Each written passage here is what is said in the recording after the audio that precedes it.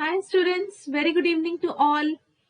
सो हमने previous year questions की practice thoroughly discussion electrostatics का डिस्कस कर लिया था लेक्चर 1 एंड लेक्चर नंबर 2 में, राइट। सो वो लेक्चर बहुत जरूरी है, इम्पोर्टेंट है। उससे रिलेटेड जितने भी हमने क्वेश्चंस थे जो हमारे प्रीवियस ईयर में आए हुए थे, जो इम्पोर्टेंट डेरिवेशंस थी, कॉन्सेप्चुअल क्वेश्चंस थे, तो वो सब डिस्कस किए थे।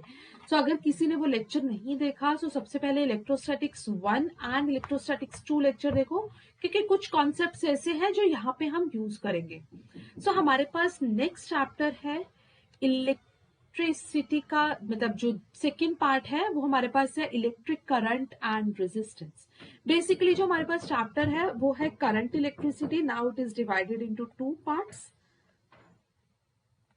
सो करंट इलेक्ट्रिसिटी का फर्स्ट पार्ट है जो हम डिस्कस करने जा रहे हैं, जो हमारे पास क्या है, इलेक्ट्रिक करंट एंड रेजिस्टेंस।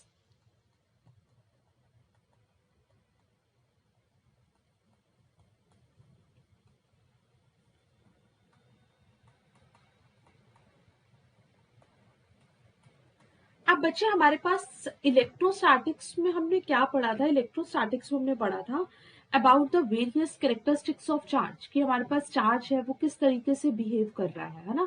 और इलेक्ट्रोस्टैटिक्स का मीनिंग वहां पे था that your charges are at rest, है ना। अब हमारे पास नेक्स्ट है जो इलेक्ट्रिक करंट। इसमें हमारे पास जो चार्जेस हैं वो किस में है, मोशन में है। सो यहाँ पे जो थॉरली डिस्कशन करेंगे वो हम करेंगे चार्जेस इन मोशन और उसके वेरियस इफेक्ट, कि अगर चार्ज मोशन में है तो उससे क्या क्या प्रोड्यूस होगा, right. So that we will going to discuss in this chapter. Okay, so after this the very first topic of this chapter is electric current. तो अब इलेक्ट्रिक करंट सिंपली हमारे पास क्या है, द फ्लो ऑफ चार्ज। मतलब अगर हमारे पास charge है और अगर वो चार्ज फ्लो कर रहा है एक पर्टिकुलर टाइम में, उसे हम नाम देते हैं electric current. So it is defined as simply flow of charges. So electric current को हम डिनोट करते हैं आई से। हमारे पास फॉर्मूला क्या है, फ्लो ऑफ चार्जेस है। That means I can say that total charge upon time taken. So Q by T। अब हमारे पास क्वांटाइजेशन ऑफ चार्ज एक चार्ज की प्रॉपर्टी है, जिसमें हम ये देखते हैं कि हमारी जो सिस्टम है, हमारी जो बॉडी है, उसमें नेट नंबर ऑफ चार्जेस कितने प्रेजेंट हैं। सो वो Q हमारे पास किसके इक्वल होता है, NE बाय T। सो यहाँ से हमारे पास फॉर्मूला आ गया Q by T। And let's suppose कोई क्वेश्चन है जिसमें हमें क्या बोल रखा है कि उसमें नंबर ऑफ इलेक्ट्रॉन्स दे रखे हैं। सो वहां पे हम Q को रिप्लेस कर सकते हैं NE से। So NE by T is the another formula of electric current. अब हमारे पास डिफरेंट डिफरेंट प्रॉपर्टीज है इलेक्ट्रिक करंट की।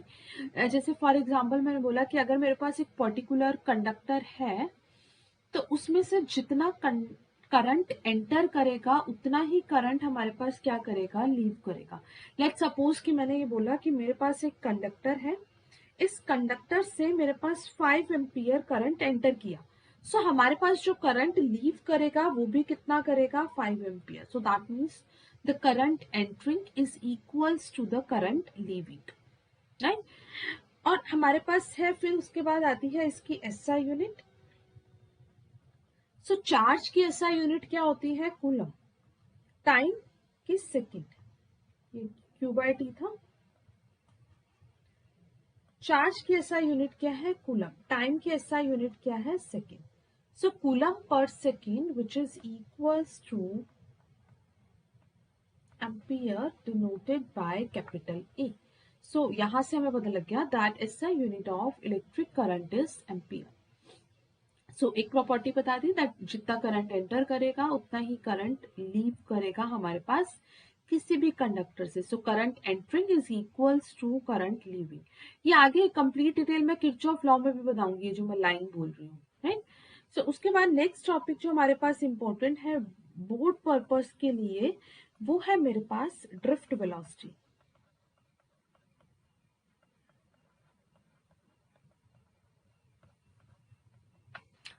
देखो अब ड्रिफ्ट वेलोसिटी सिंपली हमारे पास क्या है, ड्रिफ्ट वेलोसिटी का मतलब क्या है, जैसे हमारे पास कोई कंडक्टर है ना, उस कंडक्टर में हमारे पास बहुत सारे free number of electrons present है। अब वो free number of electrons randomly हमारे पास मूव कर रहे हैं लाइक दिस। ये फ्री नंबर ऑफ इलेक्ट्रॉन्स हमारे पास क्या है, रेंडमली मूव कर रहे हैं। सो अब इस टाइम पे जो इलेक्ट्रॉन्स की वेलोसिटी है that is simply known as drift velocity. So let's see the definition that it is defined as the average velocity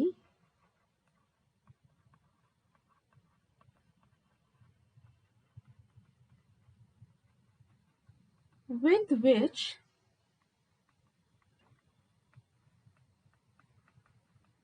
free electrons get drifted towards the positive end of a conductor. कि जितने भी देखो electrons पे कैसा charge है, negative charge है ना, electrons पे कैसा चार्ज है, नेगेटिव चार्ज। अब वो जो इलेक्ट्रॉन्स हैं वो मूव कर रहे हैं रैंडमली, तो बट ऑब्वियस वो किस साइड ड्रिफ्ट होंगे, किस साइड मूव करने लगेंगे, towards the positive end of the conductor और अंडर द इन्फ्लुएंस ऑफ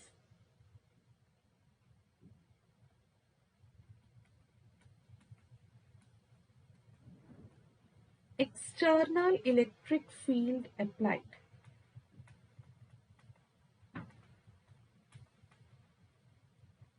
तो इसे हम नाम देते हैं ड्रिफ्ट वेलोसिटी। आई होप ये सबको क्लियर हो गया होगा। सो अब अगर हमें ड्रिफ्ट वेलोसिटी कैलकुलेट करनी है, सो ड्रिफ्ट वेलोसिटी कैलकुलेट करने का फॉर्मूला है हमारे पास -e tau by m। E क्या है, electron, charge on an electron. Capital E मेरे पास यहाँ पे स्टूडेंट्स क्या है, इलेक्ट्रिक फील्ड। तो यहाँ पे देखो हम वन शॉट में वो टॉपिक्स डिस्कस कर रहे हैं जिस टाइप से हमारे पास बोर्ड्स में क्वेश्चन पूछे जाते हैं। सो हमारे पास यहाँ पे, इसलिए हमने अभी इसका डेरिवेशन नहीं किया because that not that much important. So E हमारे पास क्या है, इलेक्ट्रिक फील्ड इंटेंसिटी टाउ। अब यहाँ पे टाउ एक इम्पॉर्टेंट टर्म है। टाउ हमारे पास होता है मीन रिलैक्सेशन टाइम। टाउ क्या है, मीन रिलैक्सेशन टाइम। अच्छा, तो अब इसका मतलब समझते हैं। हम ये तो पढ़ रहे हैं कि टाउ मीन रिलैक्सेशन टाइम है। सो इसका मतलब हमारे पास क्या है, देखो mean relaxation time it means, अगर मैं ये बोलती हूँ कि अगर मेरे पास जो इलेक्ट्रॉन्स है वो रेंडमली मूव कर रहे हैं, है ना, तो क्या होगा, उनमें क्या होगा, कोलिजन होगा, है ना। इलेक्ट्रॉन्स रेंडमली इधर उधर मूव कर रहे हैं तो कुछ इलेक्ट्रॉन्स दूसरे इलेक्ट्रॉन्स के साथ क्या करेंगे, कोलाइड करेंगे। सो उनके जो कोलिजन का टाइम है, एक कोलिजन का दूसरे कोलिजन के साथ, मतलब time interval between two successive collision, that is simply known as mean relaxation time, right. So अगर यहीं से हमारे पास टाउ हो गया मीन रिलैक्सेशन टाइम, एम हो गया मास ऑफ एन इलेक्ट्रॉन, ये हमारे पास है ड्रिफ्ट वेलोसिटी, है ना, क्योंकि नेगेटिव साइन आ गया। अगर यहीं पे स्टूडेंट्स मैं ये बोल देती हूँ कि मुझे ड्रिफ्ट स्पीड कैलकुलेट करनी है, सो ड्रिफ्ट स्पीड कैलकुलेट करने के लिए मुझे उसका मीन लेना होगा, मीन लूंगी। सो मेरे पास ये नेगेटिव साइन का कोई सेंस नहीं रहेगा। यहाँ पे नेगेटिव साइन क्या इंडिकेट कर रहा है, इट जस्ट इंडिकेट्स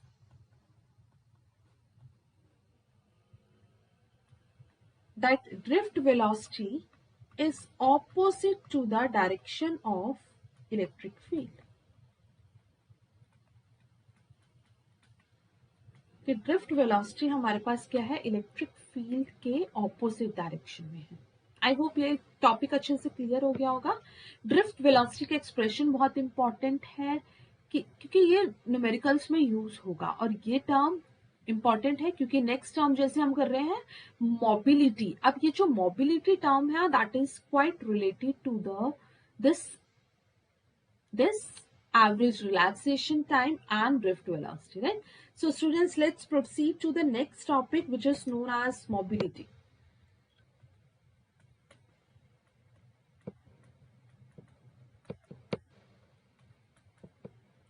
मोबिलिटी को डिनोट करते हैं म्यू से। तो अब मोबिलिटी हमारे पास क्या होती है कि जब हम इलेक्ट्रिक फील्ड अप्लाई कर रहे हैं सो पार्टिकल्स में कितने ड्रिफ्ट वेलोसिटी आ रही है। सो मैं सिंपली बोल सकती हूँ that it is responsible like mobility of a charge carrier, कोई भी हमारे पास चार्ज है इलेक्ट्रॉन, है ना, वो किसके लिए रिस्पॉन्सिबल है, drift velocity per unit electric field. जैसे अगर मैं ये लिखूं फॉर्मूला हमारे पास क्या है, that it is equals to drift velocity, मतलब जब हमने इलेक्ट्रिक फील्ड अप्लाई किया तो उसके अंदर कितना वेलोसिटी में ड्रिफ्ट आया, that is known as mobility per unit electric field. अब ड्रिफ्ट वेलोसिटी क्या है vd, इलेक्ट्रिक फील्ड क्या है e। ड्रिफ्ट वेलोसिटी का एक्सप्रेशन क्या किया, अभी किया, देखो q लिख लो या e लिख लो, कुछ भी लिख सकते हो, e tau by m, q e tau by m by e। तो e से e कैंसिल हो गया तो क्या हो गया q tau by m। q means charge, यहाँ पे e का मतलब भी हमारे पास क्या था, चार्ज। सो स्टूडेंट्स यहाँ पे मोबिलिटी ऑफ एन इलेक्ट्रॉन का एक्सप्रेशन अगर मैं देखूं तो क्या होएगा, e relaxation time of electron upon charge of an electron. So that is defined as mobility. Now see it's SI unit, क्योंकि ये क्वेश्चन कॉन्सेप्चुअल में या 1 मार्क के क्वेश्चंस में हमारे पास पूछे जाते हैं। सो नेक्स्ट आती है हमारे पास इसकी SI यूनिट।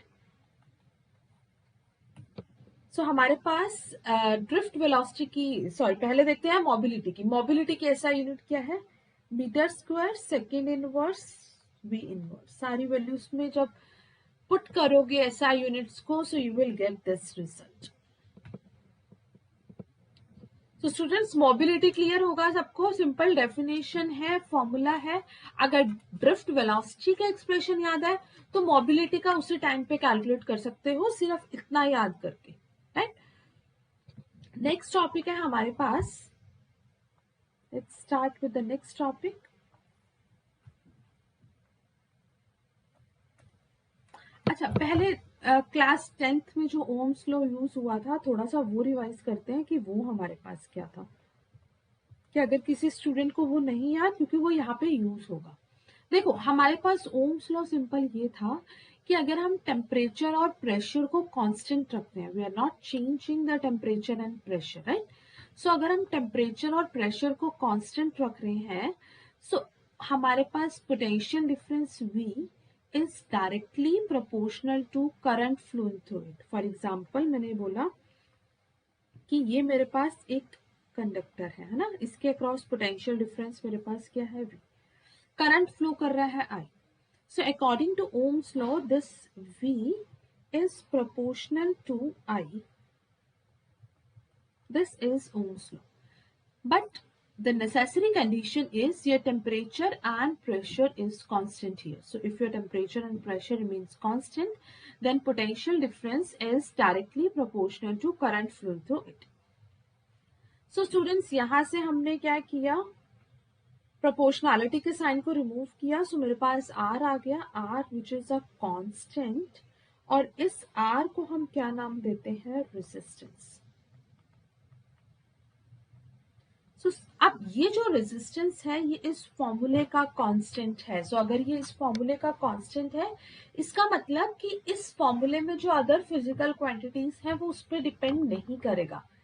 किसी भी फॉर्मूले के कांस्टेंट का मतलब यही होता है कि yes this term can depend on other factors but उस फॉर्मूले में जो क्वांटिटीज है उस पर डिपेंड नहीं करेगा। So V is equals to RI। So R here is resistance, right, and this R is equals to V by I, right. और यहां से SI यूनिट देखते हैं, V की SI यूनिट वोल्ट, करंट की SI unit ampere. So volt per ampere which is equals to, तो हमारे पास आ गया that SI unit of resistance is Ohm। अब हमारे पास जैसे एक और क्वेश्चन आ सकता है कि रेजिस्टिविटी, मतलब कि मैं ये बात करूं कि factors on which resistance depend, although जो ये वाला सिर्फ पार्ट है इस फॉर्म में जो मैं बता रही हूं ये 10th का पार्ट है, बट यस ये एज इट इज हमारे पास इस चैप्टर में अभी यूज होने वाला है। सो अगर किसी को याद नहीं है तो वो यहाँ से रिवाइज कर सकते हैं, क्योंकि अगर डायरेक्टली मैं फॉर्मूलेस लिख दूंगी टाउ के टर्म्स में, then you will not get anything. So factors on which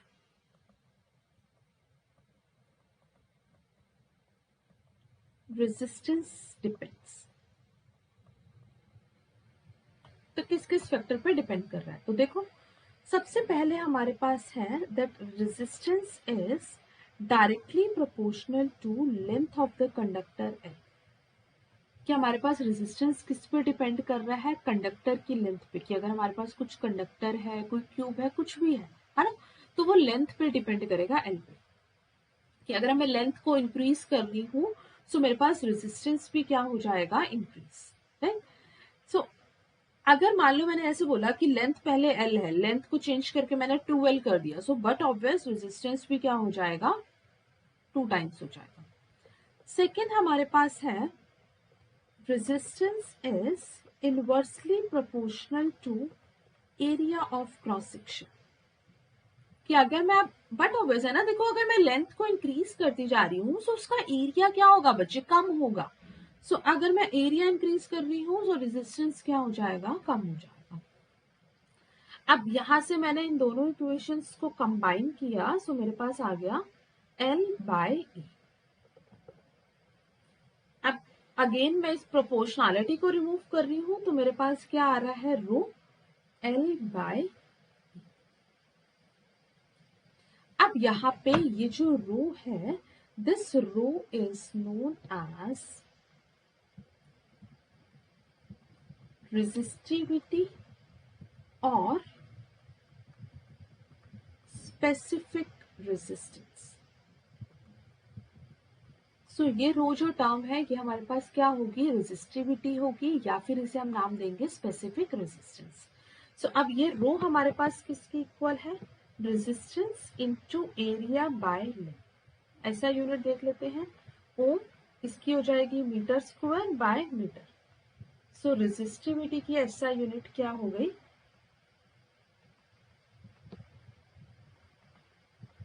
Om. So this is the SI unit of resistivity। अब एक चीज ध्यान रखना, बहुत इंपॉर्टेंट लाइन बोलूँ, देखो रेजिस्टेंस जो होती है that is the property of a conductor, but ये जो रेजिस्टिविटी मैंने लिखा जो कांस्टेंट है, this is the property of a material. That's a very important thing कि जो रेजिस्टिविटी है ये मटेरियल की प्रॉपर्टी है। इसीलिए अगर मैं ये क्वेश्चन पूछती हूँ that factors on which resistivity depends, so now your resistivity depends on nature of material, write it down, your resistivity depends on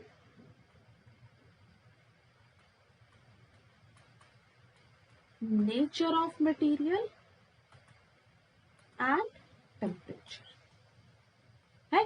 सो अगर लेट्स सपोज मैं बोलती हूँ कि एक रॉड मेरे पास कॉपर की है और एक रॉड मेरे पास एल्यूमिनियम की है, सो दोनों का मटेरियल मेरे पास डिफरेंट है। सो अगर मेरा मटेरियल डिफरेंट है तो वहां पे मेरे पास रेजिस्टिविटी भी क्या होगी, different. So now resistivity depends on the nature of material and resistance is the property of a conductor, but your resistivity is the property of a material, that's it। सो देखते हैं आगे, इसको कंटिन्यू करते हैं। ऐसा यूनिट आ गई मेरे पास ओम metre. अब हमारे पास फॉर्मूला आता है इसका, देखो अभी मैंने रेजिस्टेंस का फॉर्मूला किया V बाय आई, है ये फॉर्मूला किया। अच्छा अब यहां से देखो हमने ये ड्रिफ्ट वेलोसिटी का भी फॉर्मूला किया था, तो अब मुझे ना इस टर्म में अपना एक्सप्रेशन लेके आना है रेजिस्टेंस का। तो देखो हमारे पास ये रेजिस्टेंस का एक्सप्रेशन हमारे पास क्या है, this must be equals to ml upon ANE square tau. अब यहां से ये लेंथ बाय एरिया को तो अलग कर दो, तो m upon NE square tau L by A, ठीक है। तो अब यहां से जब कंपेयर करके देखो, comparing with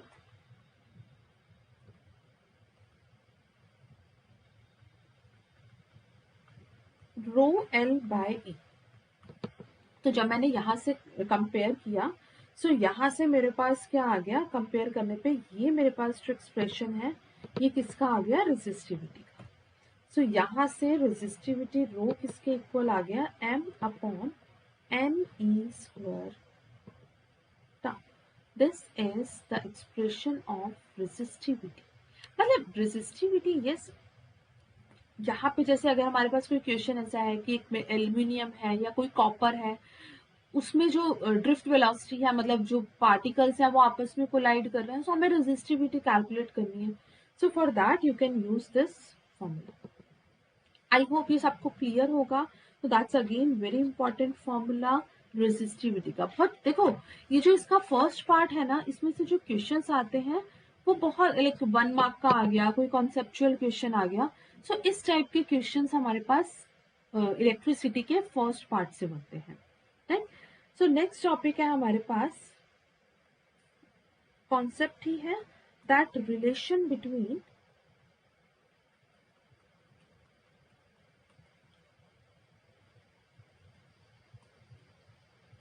electric current and drift velocity. So अब मुझे रिलेशन कैलकुलेट करना है। सो मेरे पास रिलेशन क्या है, relation between electric field and drift velocity. So relation students हमारे पास क्या है,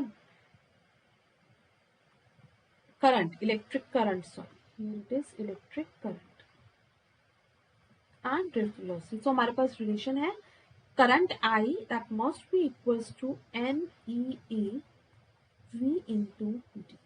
सो एन मेरे पास है नंबर ऑफ इलेक्ट्रॉन्स, ई है charge of an electron, A हो गया area, v d means drift velocity. So I current मेरे पास किसके इक्वल है, N E A V D.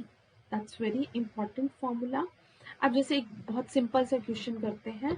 Let suppose 1 mark का कोई क्वेश्चन है जिसमें हमसे ये पूछ लिया, find the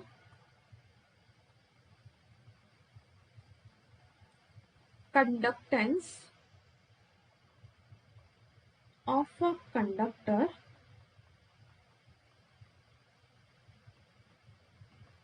of resistance 2 million. अब कंडक्टेंस क्या है, देखो अगर कंडक्टिविटी आ जाता है so it is the reciprocal of resistivity. So अगर कंडक्टिविटी आ जाएगा sigma conductivity, this is conductivity. अभी धीरे धीरे करके पूरा चैप्टर एकदम टिप्स पे हो जाएगा, ऑल न्यूमेरिकल्स एवरीथिंग। बट अभी एक बार स्टार्टिंग है सो इसको समझने के लिए ट्राई करो। जहां पे डाउट आ रहा है you can ask me in comments. So यहाँ पे conductivity sigma it is the reciprocal of resistivity. और अगर मैं बोलती हूँ conductance, so conductance is the reciprocal of resistance. So अगर मैंने क्या बोला, conductance, so conductance is capital G which is equals to 1 by। तो अब कंडक्टेंस निकालना है, कंडक्टेंस निकालना है, इसका मतलब G निकालना है। So it is equals to 1 by R। So that must be equals to 1 into 2, ये आ जाएगा 500 से। Siemen SI unit, S capital S, right? So this is the like basic question, this is only। So now from the next topic we are going to discuss is like effect of temperature on resistance। So this is again very important topic कि अगर हम temperature को increase करते हैं so हमारे पास resistance पे क्या फर्क आता है। यहां से हमने ये एक एक्सप्रेशन किया, you have to remember these expression every time। क्या है हमारे पास, पहले तो देखते हैं टॉपिक, इफेक्ट ऑफ टेम्परेचर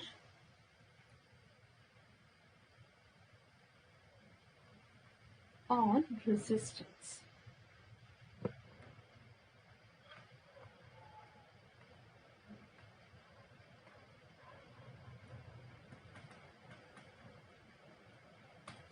अब हमारे पास जो फॉर्मूला है रेजिस्टेंस का वो हमारे पास क्या है, R is equals to M upon N E square tau L by A. इसका मतलब अगर मेरे पास कोई कंडक्टर है तो उस केस में जो रेजिस्टेंस है वो इनवर्सली प्रोपोर्शनल है मीन रिलैक्सेशन टाइम की। तो इसका मतलब हमारे पास क्या हो गया कि देखो जैसे जैसे हम ध्यान से सुनना मेरी ये बात, जैसे जैसे हम टेम्परेचर इंक्रीज करते हैं, टेम्परेचर इंक्रीज करने से जो पार्टिकल्स हैं उनके जो रैंडम मोशन है वो बहुत फास्टली होने लगेगा, है ना। तो अगर बहुत तेजी से हमारे पास रैंडम मोशन हो रहा है, इसका मतलब हमारे पास रिलैक्सेशन टाइम क्या हो जाएगा, कम। रिलैक्सेशन टाइम कम क्यों हो रहा है बच्चे, रिलैक्सेशन टाइम है time taken between two successive collision. तो इसका मतलब दोनों में जो कोलिजन का टाइम है वो कम हो जाएगा ना। अगर कोई बहुत तेजी से ऐसे बहुत तेजी से कोलिजन हो रहा है तो उसका मीन रिलैक्सेशन टाइम कम हो जाएगा, मीन रिलैक्सेशन टाइम कम हो जाएगा, सो रेजिस्टिविटी इंक्रीजेस। तो यहाँ पे कॉन्सेप्ट क्या बोल रहा है, again this is the very important concept for your 1 mark question.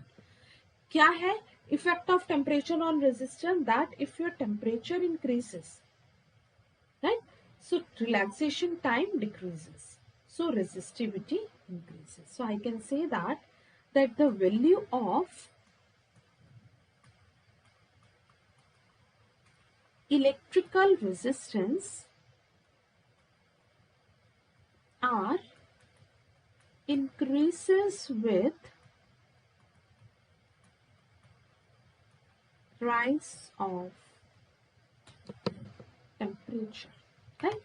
सो अगर यहीं से देखो, अब मेरे पास ये रेजिस्टेंस का एक्सप्रेशन आ गया, अब यहीं से हम किसी का भी एक्सप्रेशन निकाल सकते हैं। जैसे मान लो मैं तुम्हें क्वेश्चन अब ये पूछती हूँ that what is the effect of electrical resistivity with temperature,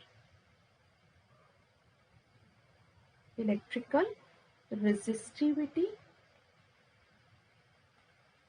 with temperature. तो स्टूडेंट्स देखो अब यहाँ पे क्या हो जाएगा, electrical resistivity.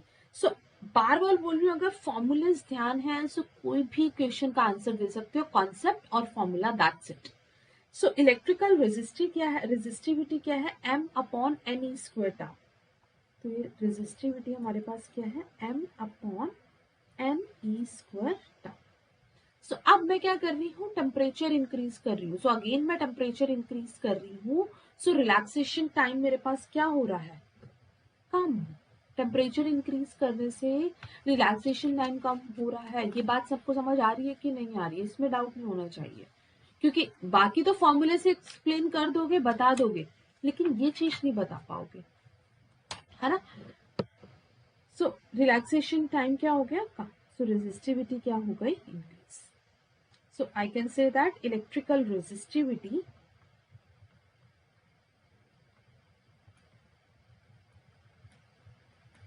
increases with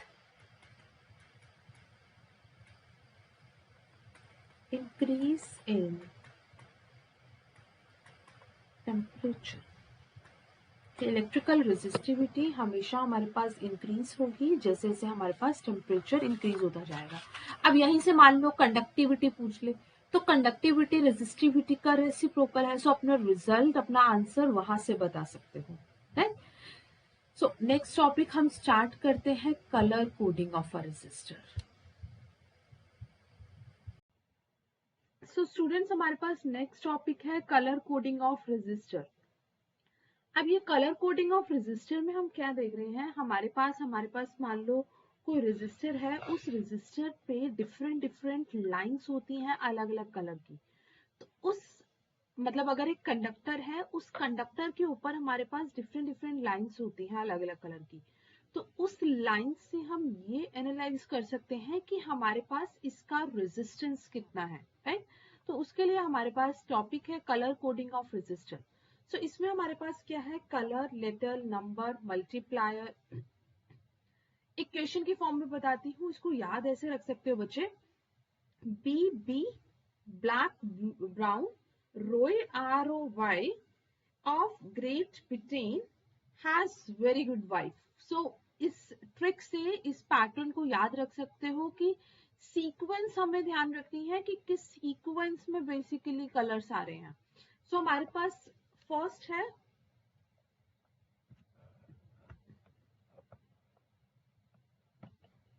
let's suppose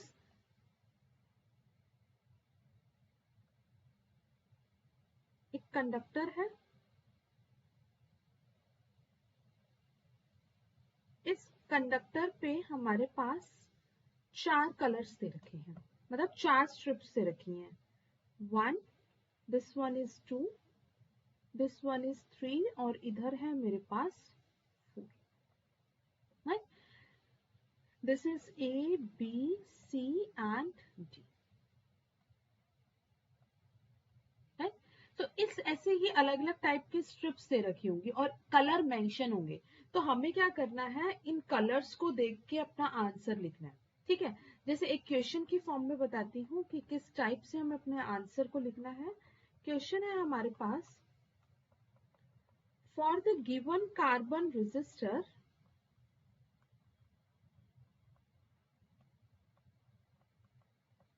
let the first strip be yellow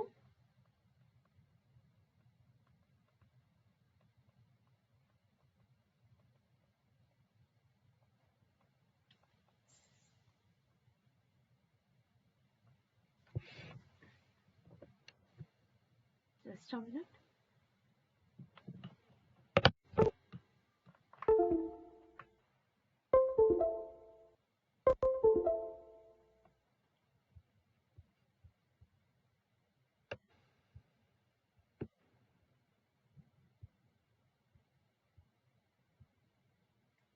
So first strip let's suppose है हमारे पास येलो, सेकेंड स्ट्रिप है red,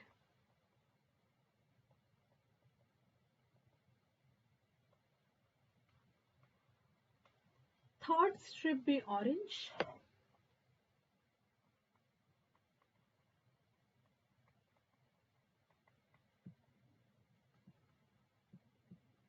and fourth be gold. Fourth strip है गोल्ड की। what is its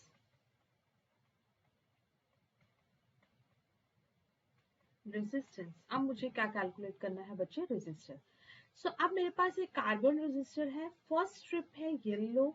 so yellow देखो हमारे पास yellow colour, Y number उसका क्या है 4, तो उसको कैसे लिखोगे, फर्स्ट लिख दोगे आंसर में 4। सेकेंड स्ट्रिप भी रेड, सो सेकेंड स्ट्रिप मेरे पास है रेड, रेड का नंबर हमारे पास क्या है 2, तो 4 2। 2 नंबर लिखने के बाद हमारे पास आता है मल्टीप्लाई का साइन, मतलब उसका आएगा, हमें लिखना होगा उसका मल्टीप्लायर। 2 बार लिखने के बाद, 2 नंबर्स लिखने के बाद जो थर्ड में लिखेंगे वो क्या लिखेंगे, उसका मल्टीप्लायर। सो अब थर्ड में मेरे पास क्या है, कलर, थर्ड स्ट्रिप भी ऑरेंज, तो अब ऑरेंज कलर का मल्टीप्लायर देख लो कितना है 10 to the power 3, so into 10 to the power 3, फिर प्लस माइनस लास्ट फोर्थ भी गोल्ड। तो ये जो गोल्ड है देखो, ये गोल्ड सिल्वर, सो ये हमारे पास किस में आएगा, उसके टॉलरेंस में। राइट, सो हमारे पास गोल्ड के लिए टॉलरेंस है 5%। गोल्ड का टॉलरेंस कितना है 5%। या ऐसे करते हैं अगर कंफ्यूजन है, देखो gold silver no colour, so gold का टॉलरेंस मेरे पास कितना है 5%, सिल्वर आ जाता तो 10%, कोई भी कलर नहीं होता तो 20%। सो ये हमारे पास आंसर हो गया रेजिस्टेंस। तो this is the answer for the given value of resistance in ohms. I hope ये सबको क्लियर है, बहुत इजी टॉपिक है। सो कुछ ऐसे स्टेट्स बोर्ड है जिसमें ये टॉपिक है अभी, और कुछ ऐसे भी एग्जाम्स हैं, बोर्ड्स हैं जिसमें ये टॉपिक नहीं है। Right, so we are covering all the board including CBSE, ICSE and all the state board. So might be कुछ टॉपिक्स ऐसे हो सकते हैं जो बच्चे तुम्हारे मतलब एक के बोर्ड में है बट दूसरे के में नहीं है। सो बट हम क्या कर रहे हैं, थॉरोली डिस्कशन कर रहे हैं, हम कंप्लीट चैप्टर डिस्कस कर रहे हैं।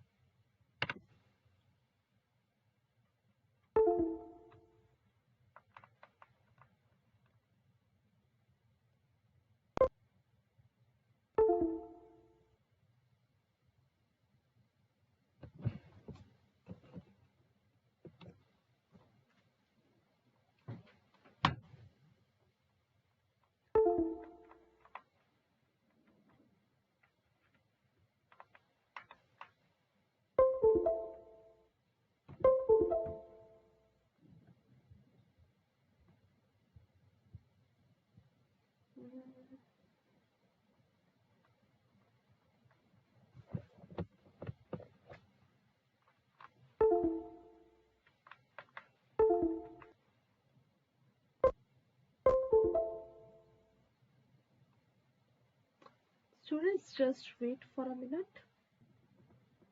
अब कई बार क्या होता है कि हमें रेजिस्टेंस की वैल्यू गिवन होती है ना।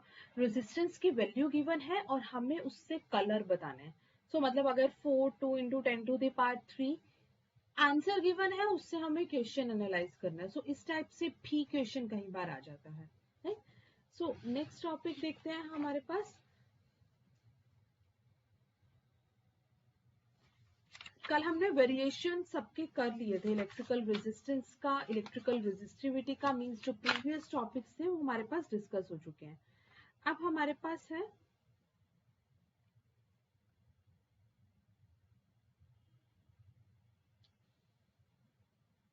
रिलेशनशिप बिटवीन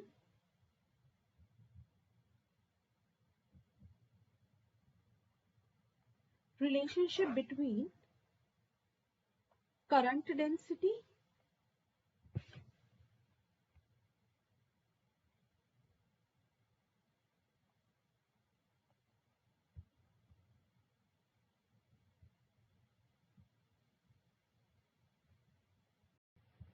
सो नेक्स्ट है मेरे पास relationship between current density, sigma and electric field. Next is relationship between J, sigma and E। चलो अब देखो, ये सारे टॉपिक्स आपस में एकदम इंटरलिंक्ड है। जैसे अगर मैं बात करूं रिलेशन फाइंड आउट करने के लिए, हमने एक रिलेशन किया था that I is equals to NEAVD, ये हमने रिलेशन किया था। ठीक, अब यहां से मैं वैल्यूज को पुट कर रही हूँ सिंपली। NEA ड्रिफ्ट वेलोसिटी का एक्सप्रेशन क्या है, EE/m इंटू टाउ। तो यहां से अगर मैं इसको एक्सपेंड करूं तो क्या हो जाएगा, NA E² टाउ E/m। सो यहां से अगर मैं कैलकुलेट करूं, सो I/A मेरे पास किसके इक्वल आ जाएगा, NE² टाउ E/m। सो अब I/A ये हमारे पास क्या है, J, that is current density. J is equals to, ये हमारे पास NE² टाउ/m, J की वैल्यू हमारे पास किसके इक्वल है, I/A। अब यहां से अगर मैं रो की बात करूं, रेजिस्टिविटी हमारे पास किसके इक्वल आया था, MNE² का। ये हमारे पास किसका एक्सप्रेशन था, रेजिस्टिविटी का। तो यहां से देखो NE² tau by m that is equals to one by resistivity into E।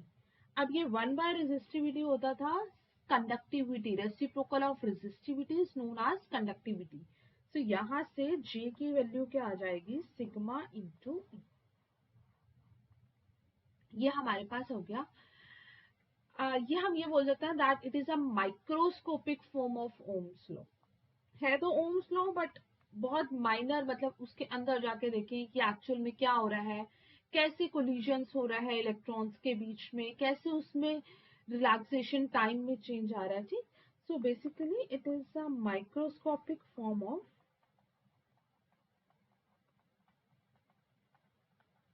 Ohm's law.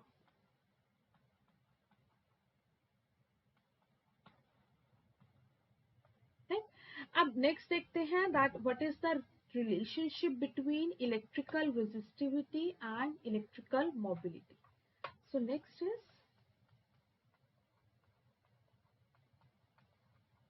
relation between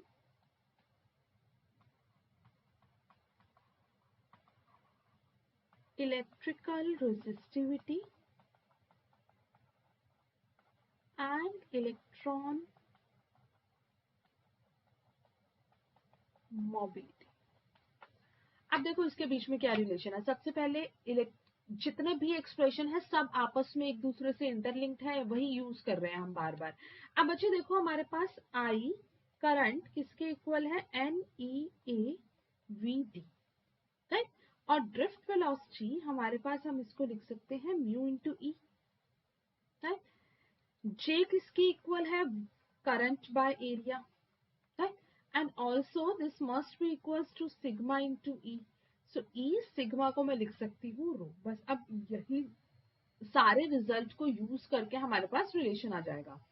So अब मैं यहां से देखूं, मैं अगर देखूं कि E बाय रो मेरे पास किसके इक्वल है? I by A, right?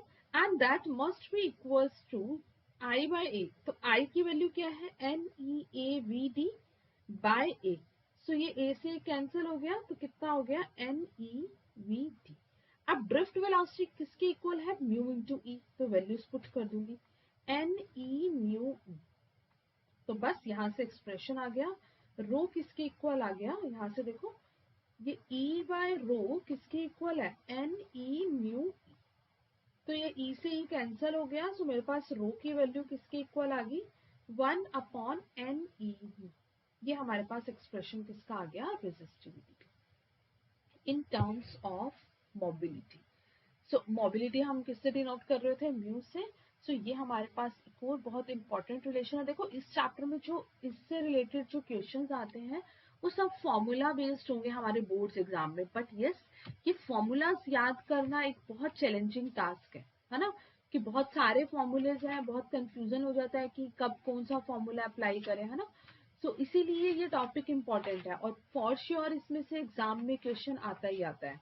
तो कुछ क्वेश्चंस डिस्कस करते हैं पहले।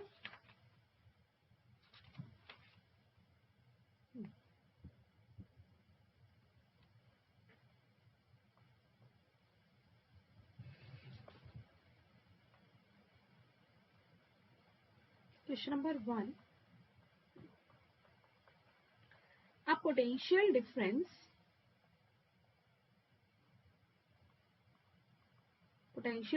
है कितने का?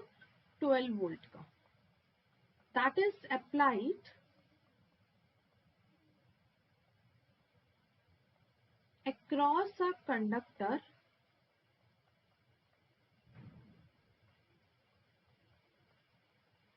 of length 0.2 meter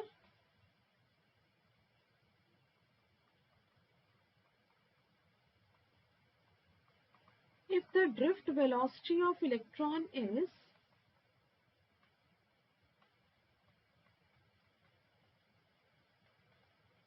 3 into 10 to the power minus 4 meter per second.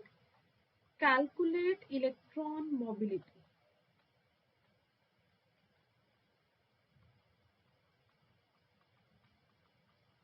अब हमें क्या कैलकुलेट करनी है? इलेक्ट्रॉन मोबिलिटी मींस म्यू की वैल्यू कैलकुलेट करनी है। सो इलेक्ट्रॉन मोबिलिटी के लिए जो परफेक्ट फॉर्मूला है जो हमेशा याद रखना है, that is equals to drift velocity per unit electric field. बस अब हमारा काम है ड्रिफ्ट वेलोसिटी कैलकुलेट करना। ठीक, सबसे पहले देखते हैं। अच्छा, ड्रिफ्ट वेलोसिटी तो गिवन ही है क्वेश्चन में, 3 into 10 to the power minus 4। So now your task is to calculate the E. अब हमें एक रिलेशन पता है ई इलेक्ट्रिक फील्ड इंटेंसिटी और पोटेंशियल डिफरेंस में हमने किया था कि हमारे पास ई किसके इक्वल है? That is equals to V by F. So V कितना है? 12। लेंथ कितनी है? 0.2।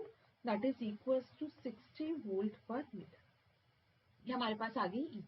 बस अब फॉर्मूलेस में वैल्यू पुट करो। ड्रिफ्ट वेलोसिटी कितनी दे रखी है? 3 into 10 to the power minus 4 upon ई कितना आ गया? 60।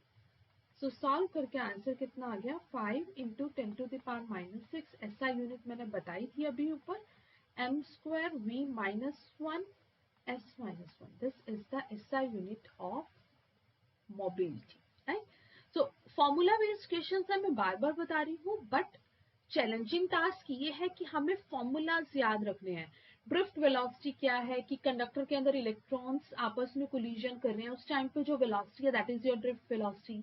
फिर दो कोलिजन के बीच का जो सक्सेसिव टाइम इंटरवल है that is relaxation time. Current density क्या है? J, that is equals to I by A।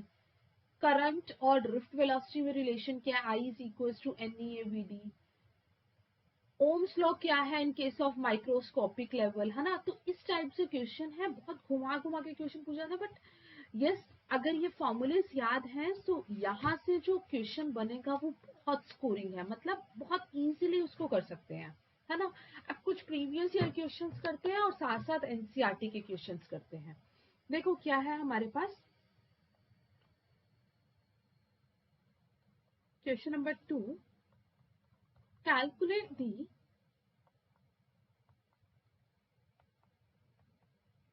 resistivity of a material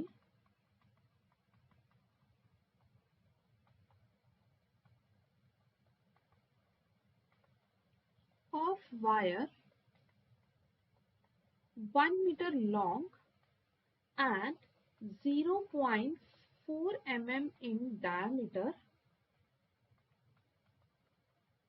and having a resistance of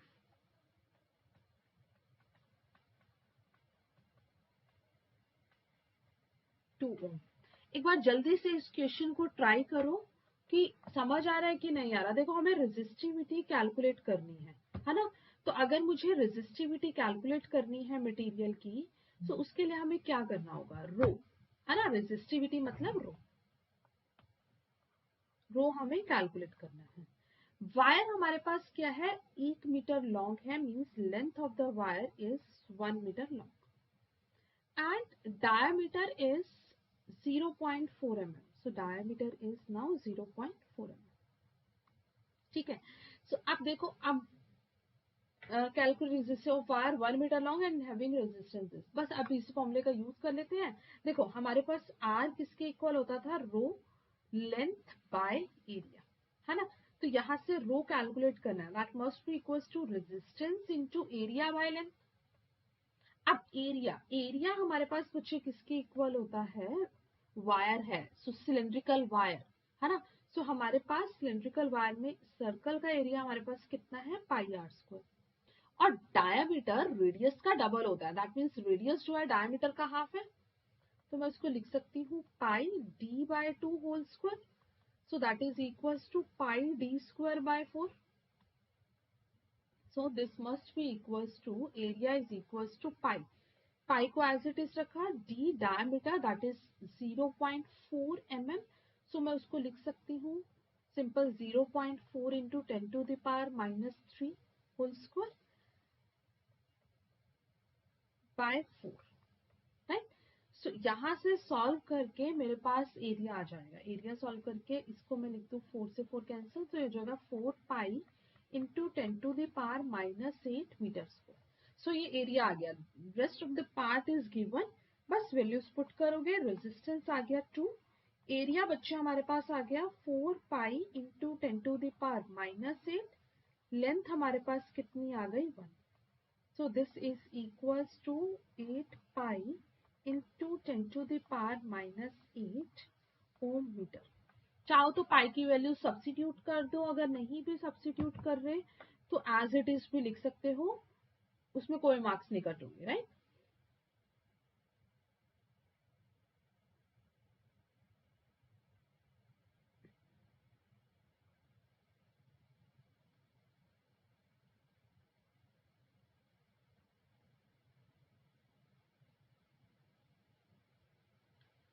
सो अब देखो हमारे पास नेक्स्ट क्वेश्चन क्या है।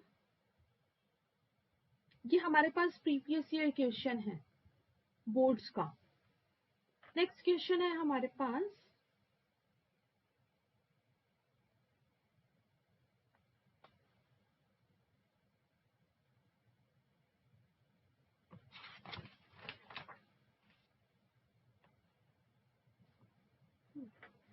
a wire of, I'm writing the question, a wire carries a current of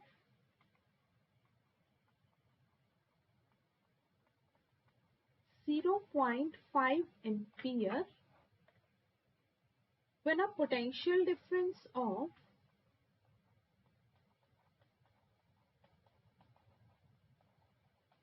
अब मेरे पास जो potential difference है वो कितना है, 1.5 volt is applied across it।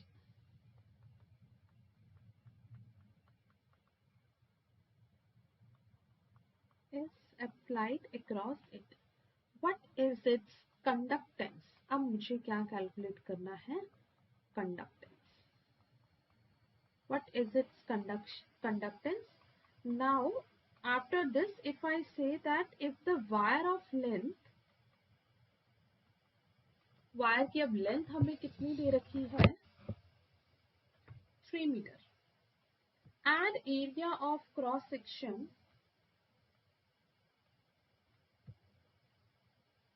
5.4 mm square.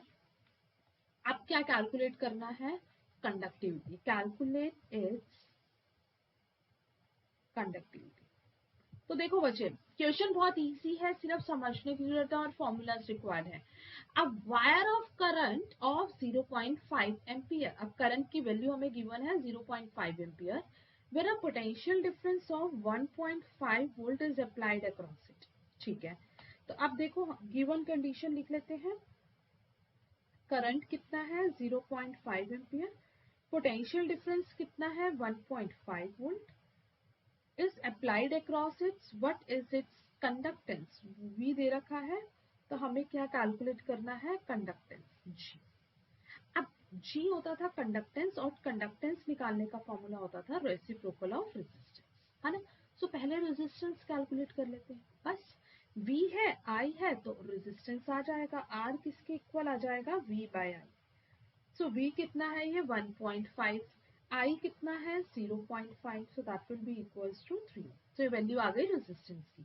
अब रेजिस्टेंस आ गया तो कंडक्टेंस कितना हो गया 1/3, दैट इज इक्वल्स टू 0.33। फिर दूसरा क्या निकालना है हमें, electrical conductivity, conductivity that is sigma. So sigma किसके इक्वल है 1/रो, सो रो किसके इक्वल है, R is equals to rho L by E, right. So यहां से बच्चे हम मुझे रो चाहिए पहले तो R into A by L, तो 1/रो किसके इक्वल हो जाएगा, L upon R into, right. मैं एक एक स्टेप करके बता रही हूँ न्यूमेरिकल्स का, डायरेक्टली जंप नहीं कर रही हूँ सो दैट कोई कंफ्यूजन नहीं हो, तो इसलिए बहुत ध्यान से समझो। सो 1/रो L by L upon R into A आ जाएगा। सो ये किसके इक्वल है, L upon R A. So L किसके इक्वल है, L is equals to 3, resistance कितना है 3, into area is 5.4 mm square, so ये हो जाएगा 5.4 इंटू 10⁻⁻6। सो सॉल्व करोगे आंसर आ जाएगा, अप्रोक्सीमेट आंसर आ जाएगा, ये हमारे पास आ गया sigma. Sigma is conductivity which is equal to reciprocal of resistivity, right. I hope students equation सबको क्लियर होगा। एक परसेंटेज चेंज का और क्वेश्चन करके देख लेते हैं।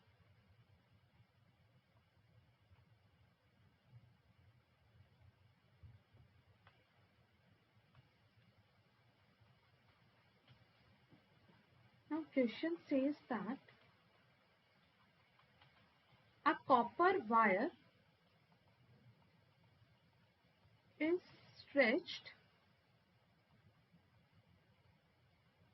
to make it 0.2% long। Copper wire को स्ट्रेच किया और उसका साइज कितना कर दिया, इतना कर दिया कि वो प्रीवियस वाले से 0.2% स्ट्रेच आउट हो गया। What is the percentage change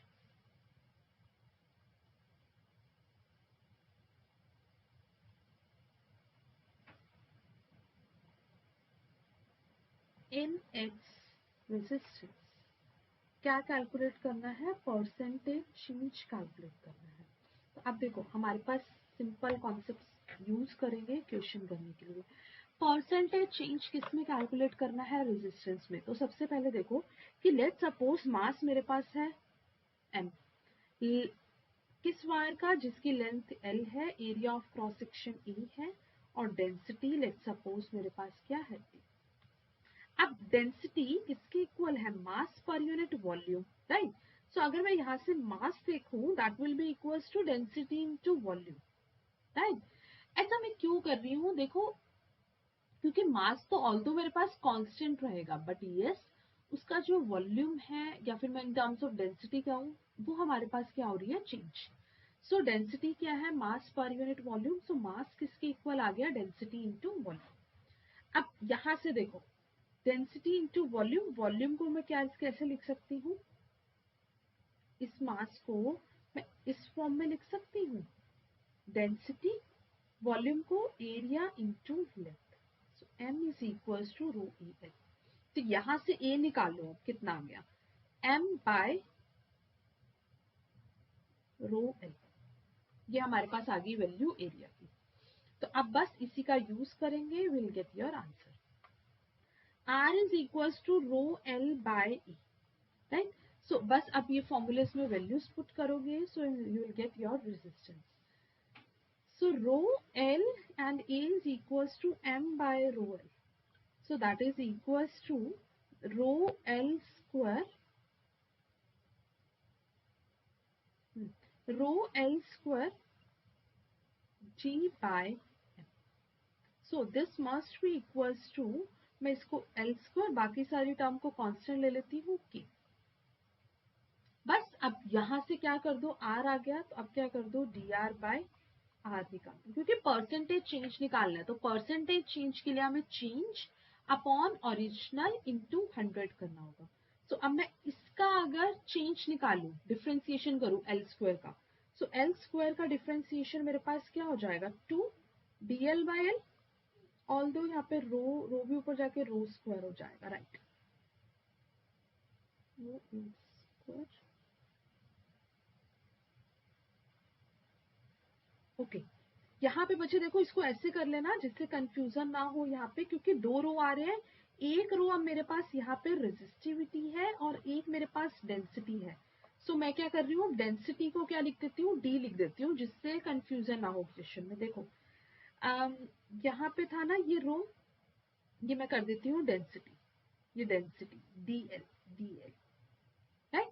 तो अब देखो सही हो जाएगा, ये हो जाएगा rho L square D by M, that's it. अब कोई कंफ्यूजन नहीं रहेगा।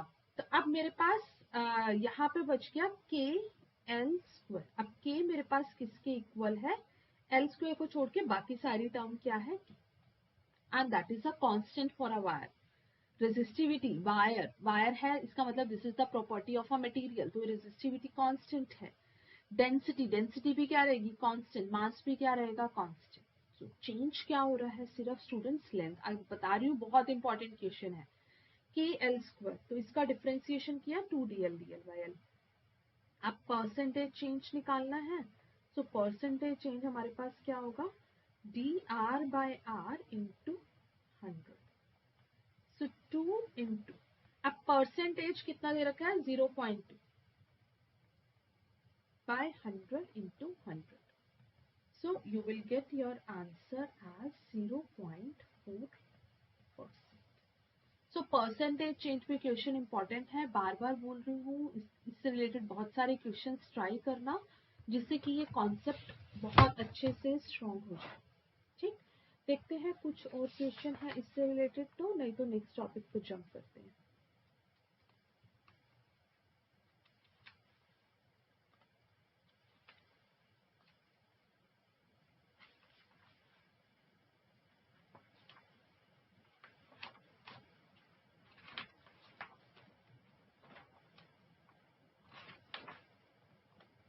अब इससे रिलेटेड 1 मार्क्स से रिलेटेड बहुत सारे क्वेश्चन आ जाते हैं, जैसे distinguish between static electricity and current electricity. ये क्वेश्चन आया हुआ है 1 मार्क में कि स्टैटिक इलेक्ट्रिसिटी और करंट इलेक्ट्रिसिटी में क्या डिफरेंस है।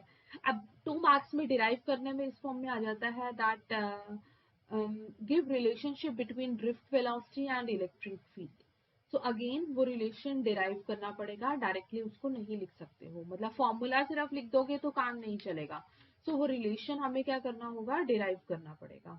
ठीक है, तो नेक्स्ट टॉपिक हम ईएमएफ ऑफ द सेल से रिलेटेड स्टार्ट करते हैं। नेक्स्ट टॉपिक है स्टूडेंट्स हमारे पास cell EMF, internal resistance and terminal voltage. बहुत इंपॉर्टेंट टॉपिक है, टफ नहीं है, इजी है, इसके क्वेश्चंस आने के चांसेस बोर्ड्स में बहुत ज्यादा है, और क्वेश्चंस को बहुत इजीली कर सकते हो अगर कॉन्सेप्ट समझ आ गए। देखो क्या है, जैसे हमारे पास फर्स्ट है सेल, डिस्कस कर रहे हैं cell EMF internal resistance and internal resistance and terminal voltage.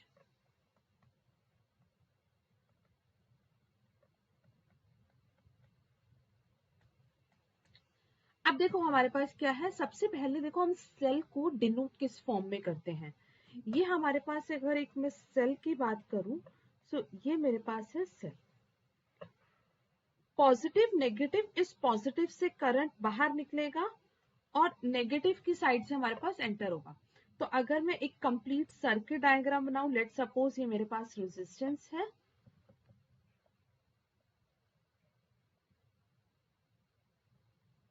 Let suppose ये मेरे पास एक रेजिस्टेंस है, यहाँ पे मैंने सेल लगा दिया, यहां से मेरे पास कुछ करंट बाहर निकल रहा है, इसका रेजिस्टेंस है are.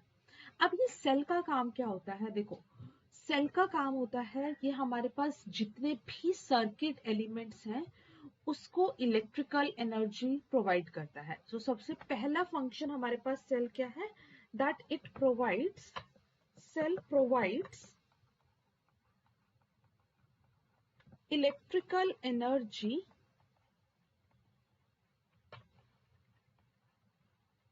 To all circuit elements, कि जितने भी हमारे पास सर्किट एलिमेंट्स हैं सबको क्या सप्लाई करता है, इलेक्ट्रिकल एनर्जी। फिर सेकेंड स्टेप है हमारे पास, that the cell do not produce charge, cell कभी भी चार्ज प्रोड्यूस नहीं करेगा। ये मत सोचना कि सेल से चार्ज बन रहा है, सेल की वजह से चार्ज क्रिएट हुआ, no. So cell do not produce any charge. तो उसका काम क्या है, सेल का काम है, it's work is to maintain the potential difference. So हमारे पास थर्ड पॉइंट यहाँ पे हो गया, दैट सेल मेंटेन्स द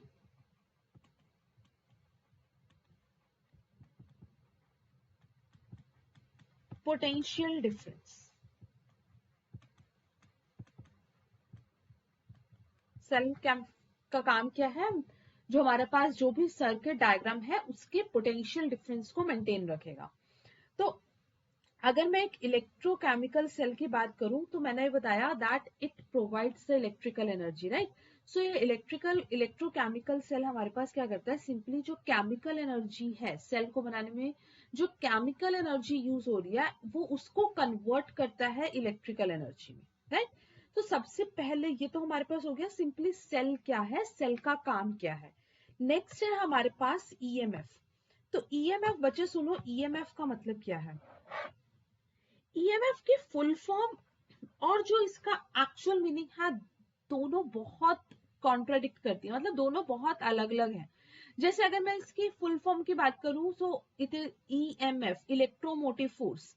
तो इस नाम को सुन के लगेगा कि ये कोई फोर्स है, बट नो। ईएमएफ हमारे पास क्या है, जो हमारा सेल है, सेल के जो दो टर्मिनल्स हैं उसके बीच का पोटेंशियल डिफरेंस। कब ये पोटेंशियल डिफरेंस हमें मिलेगा, जब हमारे पास सेल ओपन सर्किट में है। ओपन सर्किट में है इसका मतलब उसमें से कुछ भी करंट फ्लो नहीं करेगा। सो ईएमएफ हमारे पास क्या है, that it is simply the potential difference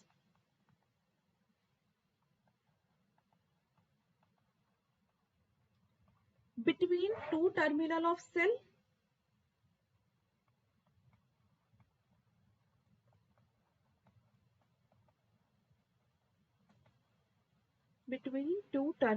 cell when no current flows through it, कि जब हमारे पास कोई भी करंट फ्लो नहीं करेगा।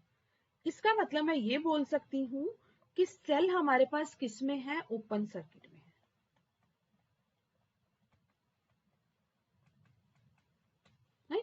सो ये हमारे पास है ईएमएफ। तो between the two terminals of cell, मतलब एक हमारे पास पॉजिटिव टर्मिनल, दूसरा हमारे पास नेगेटिव टर्मिनल। तो नेगेटिव नेगेटिव पॉजिटिव हो गया, सो ये हमारे पास क्या हो गया, ईएमएफ ऑफ द सेल। अभी इसको बताएंगे कि हमारे पास नेगेटिव है, नेगेटिव। तो अभी बताऊंगी कि हमें इसके क्वेश्चंस को कैसे करना है, इसका एक्चुअल में मीनिंग क्या है। So that is simply known as EMF, right. अब देखो, लेट सपोज, इसका मैं फिजिकल सिग्निफिकेंस बताती हूँ। लेट सपोज कि क्या हुआ हमने क्या किया, हमने मार्केट से एक सेल परचेज किया है ना। अब वो जो सेल हमने परचेज किया उस टाइम पे उसमें से कोई करंट फ्लो नहीं कर रहा, मतलब हमने उसको एक सर्किट डायग्राम में कनेक्ट नहीं किया। सो बट ऑब्वियस स्टूडेंट्स, उसमें से कुछ भी करंट फ्लो नहीं करेगा। तो जब उसमें से कुछ करंट फ्लो नहीं कर रहा, उसको ही हम नाम देते हैं EMF of the cell. Right, हमने कोई सेल परचेज किया, उसमें से कोई सेल है, उसमें से कोई करंट फ्लो नहीं कर रहा, that means your cell is in open circuit now. So वो उसके जो पोटेंशियल डिफरेंस होगा उसे हम क्या नाम देते हैं, ईएमएफ। राइट, जैसे कई बार लिखा होता है कि हमारे पास हमने कोई सेल लिया, लेट्स सपोज वो 2 वोल्ट का है। सो वो क्या है, उसके दो टर्मिनल्स के बीच का पोटेंशियल डिफरेंस है which is 2 volt, and that is known as the EMF of the cell. Right, अब हमारे पास ये हो गया ईएमएफ। अब इसका यूज अभी बताऊंगी कैसे होता है। नेक्स्ट है हमारे पास इंटरनल रेजिस्टेंस। तो सुनो, देखो हमारे पास इंटरनल रेजिस्टेंस क्या है। Now, the definition says that it is the obstruction. Resistance है तो but obvious opposition तो create करेगा ही. So it is the obstruction offered to the path of current due to material of electrolyte of cell. देखो मतलब क्या है, due to material of electrolyte of cell. तो बच्चे देखो, इसको एक डायग्राम से समझाती हूँ कि क्या है एक्चुअल में। ये हमारे पास है एक रेजिस्टेंस, लेट्स सपोज ये 4 ओम का है, ये हमने बैटरी लगा दी 12 वोल्ट की, और ये हमारे पास है, ये जो बैटरी है ना, इस बैटरी का जो रेजिस्टेंस है that is simply the internal resistance. ये तो हो गया मेरे पास एक्सटर्नल रेजिस्टेंस जो मैंने 4 ओम का कनेक्ट किया। अब ये है EMF of the cell, that is 12 volt.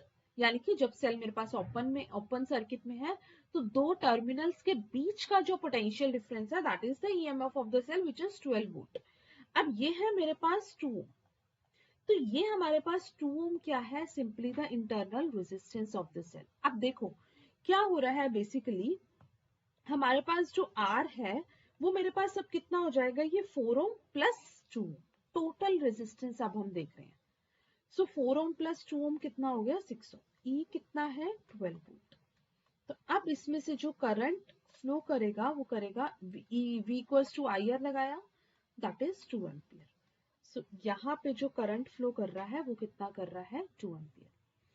अब एक चीज ध्यान से देखो, अगर मैं इस 2 ओम के क्रॉस पोटेंशियल डिफरेंस देखती हूँ, लेट्स सपोज हमें इंटरनल रेजिस्टेंस है, उसके क्रॉस कितना पोटेंशियल ड्रॉप हो रहा है, हमें वो देखना है। सो यहां से देखो V किसके इक्वल होगा, I into R. So current तो हमारे पास कितना आया, 2 एम्पियर आया, ये करंट है 2 एम्पियर। रेजिस्टेंस कितना है, इंटरनल 2 ओम। तो ये कितना हो गया, 4 वोल्ट। इसका मतलब ये ईएमएफ तो 12 वोल्ट है, बट इस 2 ओम के अक्रॉस जो पोटेंशियल ड्रॉप आया वो मेरे पास कितना आ गया, 4 volt. So that is known as simply the internal resistance of the cell. So internal resistance के क्वेश्चंस में कुछ ऐसे खास नहीं करना, सिर्फ जो हमारा external resistance है उसके साथ हमारा ये internal resistance सीरीज में है, तो उसको क्या करोगे, ऐड कर देंगे, टोटल रेजिस्टेंस निकाल देंगे, और फिर पूरे सर्किट डायग्राम का हम करंट कैलकुलेट कर लेंगे। राइट, सो अब देखते हैं इसी से रिलेटेड एक दूसरी टर्म है which is known as terminal voltage.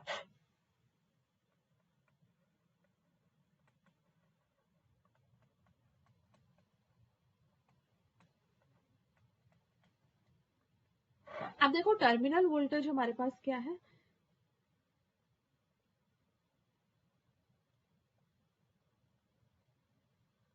ये हमने ये सेम वही 4 ओम का है, यहाँ पे है 2 ओम, और ये है मेरे पास 12 वोल्ट। सो टर्मिनल वोल्टेज हमारे पास क्या है, that it is the potential difference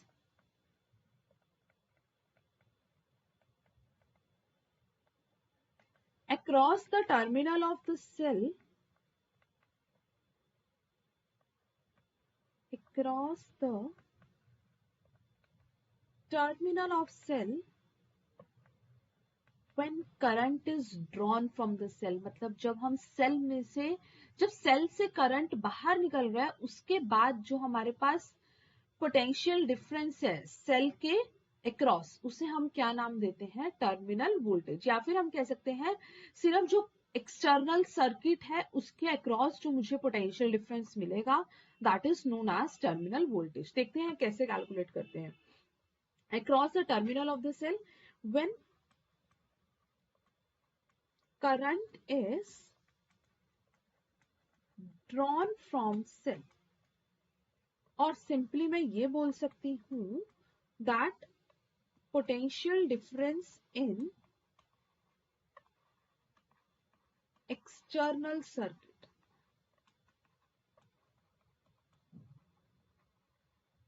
कि जो हमारे पास एक्सटर्नल सर्किट है उसके अक्रॉस जो मेरे को पोटेंशियल डिफरेंस मिल रहा है उसे हम क्या नाम दे रहे हैं? Terminal voltage. देखते हैं कैसे।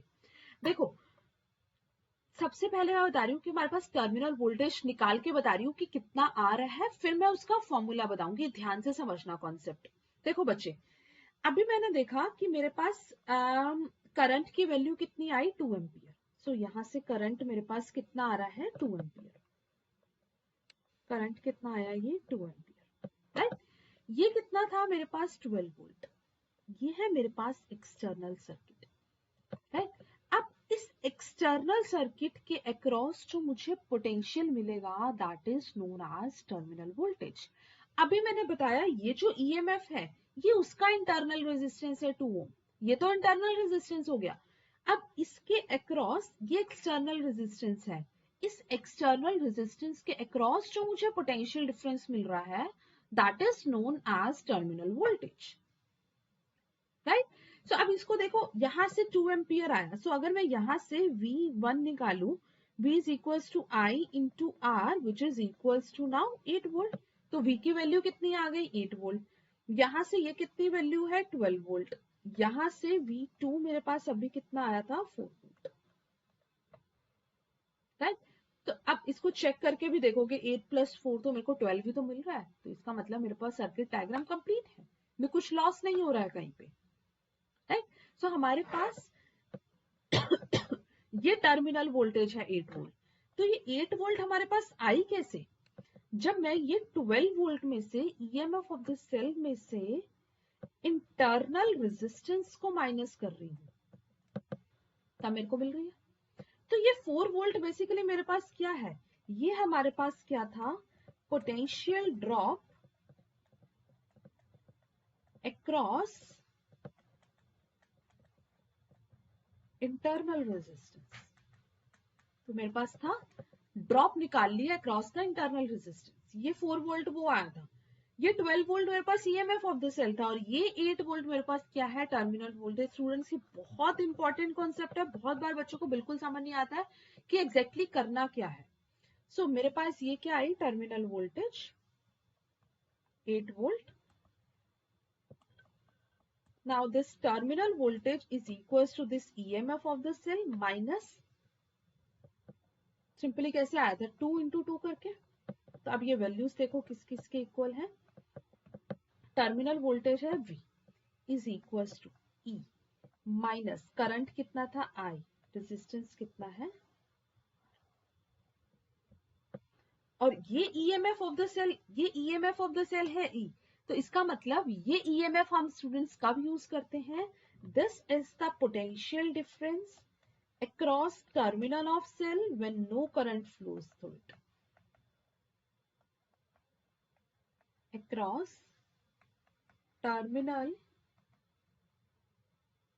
of cell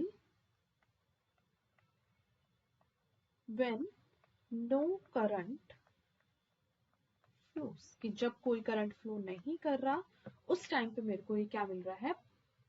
EMF of the cell, right? So that is the formula for the terminal voltage which is equals to V is equals to E minus IR.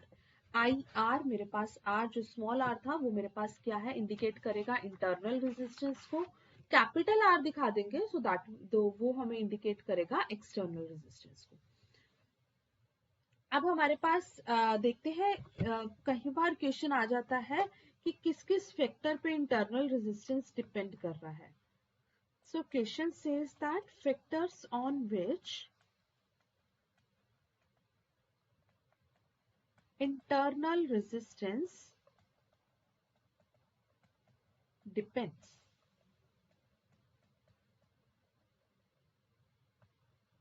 So first factor है हमारे पास area of electrode. Right? अब area of electrode के case में क्या है, अगर हम area electrodes जो है उसका एरिया इंक्रीज करते रहते हैं सो इंटरनल रेजिस्टेंस की वैल्यू हमारे पास क्या होती है, decrease.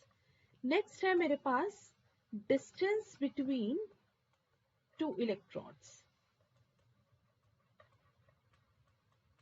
Distance between two electrodes. अब अगर मैं डिस्टेंस को इंक्रीज करती हूँ सो मेरे पास रेजिस्टेंस की वैल्यू भी क्या होगी, इंक्रीज हो जाएगा। थर्ड है मेरे पास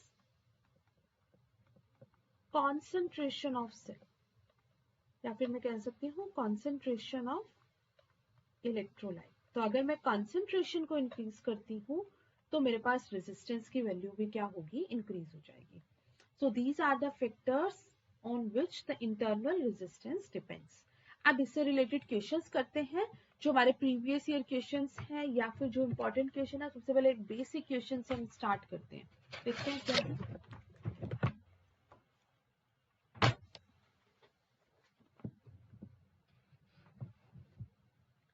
क्वेश्चन है हमारे पास, अब 3 सेल है जिसका ईएमएफ हमें दे रखा है 2 volt, 3 cells of EMF 2 volt, 1.8 volt and 1.5 volt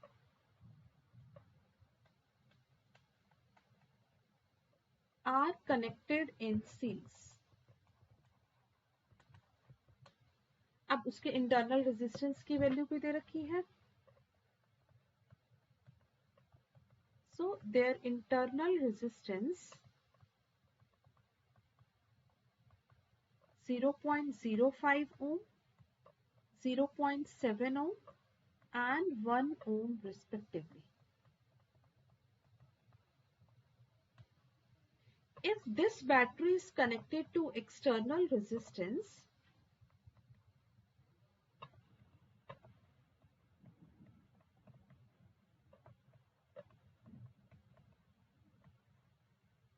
battery को हमने कनेक्ट कर दिया एक्सटर्नल रेजिस्टेंस 4 ओम के साथ। कैलकुलेट, क्या कैलकुलेट करना है, फर्स्ट पार्ट है total current flowing in the circuit,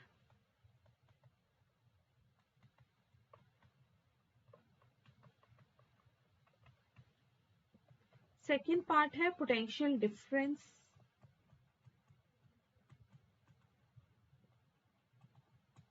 across the terminal of the cell.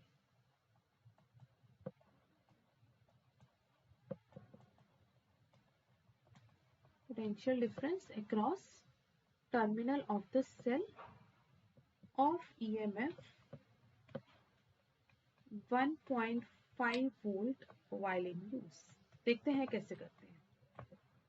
देखो बहुत सिंपल सा क्वेश्चन है। सबसे पहले 3 सेल दे रखे हैं जिसका ईएमएफ है 2 volt, 1.8 volt and 1.5 volt. Now they are connected in series, तो सीरीज में कनेक्ट कर दिया। तो सबसे पहले टोटल ईएमएफ हमारे पास क्या हो जाएगा, सीरीज में कनेक्ट कर दिया। सो हमारे पास टोटल ईएमएफ कितना हो गया, 2 volt plus 1.8 volt plus 1.5 volt, which is equals to 5.3 volt, right? Their internal resistance are this and this respectively. So total resistance भी मेरे पास कितना हो गया। अच्छा, इंटरनल रेजिस्टेंस अभी बताया, जो इंटरनल रेजिस्टेंस और एक्सटर्नल रेजिस्टेंस है सबको ऐड कर दो, टोटल रेजिस्टेंस आ जाएगा। सो 4 plus 0.05 plus 0.7 plus 1 and this is equals to like 5.7. So total EMF भी आ गया, resistance भी आ गया. So first part हो जाएगा the total current flowing through it. So I is equals to total EMF which is 5.3 upon 5.75. So current solve करके आ जाएगा 0.92 ampere. उसके बाद देखना है potential difference across the terminal of cell this. इसका मतलब EMF हमें दे रखा है, सो हमें फॉर्मूला वही लगाना है that V is equals to E minus IR second part के लिए. बस अब मुझे क्या दे रखा है, potential difference across the terminal of cell of EMF 1.5 volt while in use. तो इसका मतलब E की वैल्यू मेरे पास कितनी होगी 1.5 माइनस करंट हमारे पास कितना आया 0.92. इंटरनल रेजिस्टेंस मेरे पास कितना है हाँ इंटरनल रेजिस्टेंस मेरे पास कितना है 1 ओम, क्योंकि 1.5 के क्रॉस निकलना है. सो 1.5 के क्रॉस रेजिस्टेंस कितना है 1 ओम. समझ आ रही है बात. मैंने 1 ओम क्यों लिया, क्योंकि ये 1.5 के क्रॉस पूछा हुआ है और रिस्पेक्टिवली वर्ड लिखा हुआ है. सो 1.5 के क्रॉस इंटरनल रेजिस्टेंस कितना है 1. सो यहाँ पे हम पुट करेंगे 1 से आ जाएगा 0.58 volt is the answer. So I hope students ये क्वेश्चन सबको बहुत अच्छे से क्लियर हो गया होगा. बता रही हूँ बहुत इंपॉर्टेंट क्वेश्चन है, बहुत इजी है, बट यस अगर कॉन्सेप्ट आता है तो ही क्वेश्चन हो पाएंगे, अदरवाइज नहीं हो पाएंगे. So that chapter is complete. Current electricity का पार्ट 1 हमारे पास कंप्लीट हो गया है. सो अब हम इससे नेक्स्ट क्लास में नेक्स्ट पार्ट डिस्कस करेंगे, पार्ट 2, जिसमें हम KVL, KCL, Wheatstone bridge detail पढ़ेंगे उसकी. जैसे पोटेंशियोमीटर से क्वेश्चन आना ही आना है, मीटर ब्रिज से आना ही आना है क्वेश्चन. सो ये हम डिस्कस करेंगे नेक्स्ट क्लास में. सो इसके लिए स्टूडेंट्स प्रैक्टिस करो, जितनी ज्यादा प्रैक्टिस करोगे उतना अच्छे से क्लियर होंगे कॉन्सेप्ट्स. जो भी डेरिवेशंस हैं उनको बार बार लिख के देखो. जितनी बार उसकी डेरिवेशंस रिवाइज होंगी तो वो एग्जाम में क्या होता है, बहुत सारी डेरिवेशंस होती हैं. सो एकदम से याद करना बहुत टफ हो जाता है. तो इसलिए जो भी चैप्टर कर रहे हो उसकी डेरिवेशंस को अच्छे से करो, सब फॉर्मूलेस को अच्छे से ध्यान रखो और अब प्रीवियस ईयर क्वेश्चंस ज्यादा से ज्यादा करो. सो मिलते हैं नेक्स्ट क्लास में. Have a nice day.